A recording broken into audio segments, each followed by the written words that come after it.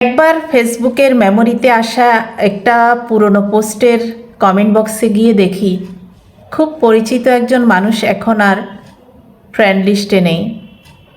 তাই নিজে থেকেই রিকোয়েস্ট পাঠিয়ে মজা করে জিজ্ঞেস করেছিলাম কেন আনফ্রেন্ড করেছেন।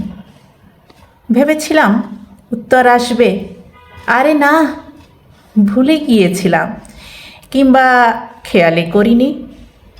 কিন্তু উত্তর শুনে একদম স্তব্ধ হয়ে গিয়েছিলাম। সে বলল ভালো লাগছিল না।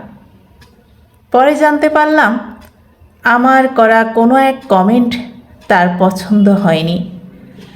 মতামতের অমিল নাকি ভালো না লাগার কারণ।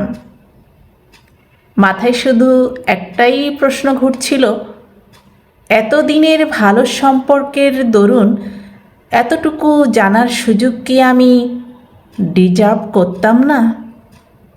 একটু খোলামেলা আলোচনা কি করা যেত না? আমার ভুলটা কি ধরিয়ে দেওয়া যেত না? সেদিন অনেক কেঁদেছিলাম কেন জানি।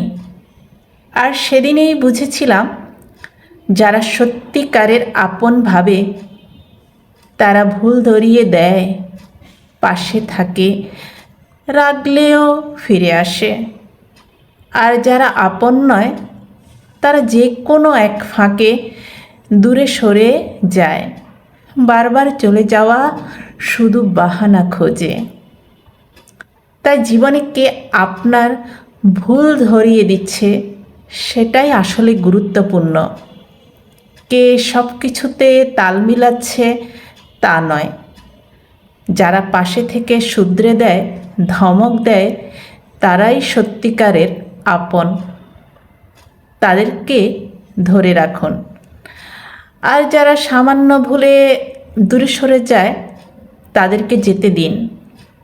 আটকাবেন না, ফিরাবেনও না।